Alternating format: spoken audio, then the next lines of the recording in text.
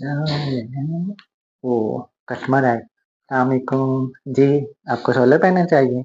हाँ जी, मैं अभी दे देता हूँ आपको। आए बैठे तो सही, रखें। कस्टमर आए हैं, इन्होंने सोलर पैनल लेना है। सीधे साधे लग रहे हैं, ऐसा करता हूँ इनको बी ग्रेड के सोलर पैनल दे देता हूँ, रेट ए ग्रेड का लगा दूंगा। और अगर कोई आ गया ना पढ़ा लिखा ज़्यादा तो मुझे वेरीफाई करवाओ, उसका भी जुगाड़ है मेरे पास। फेक वेबसाइट बनाई हुई है, उस पर चेक करवा दूंगा, इनको लगेगा ए ग्रेड का है। हाँ जी बैठे, मैं आपको अभी चेक करवाता हूँ। क्या हलाल की कमाई?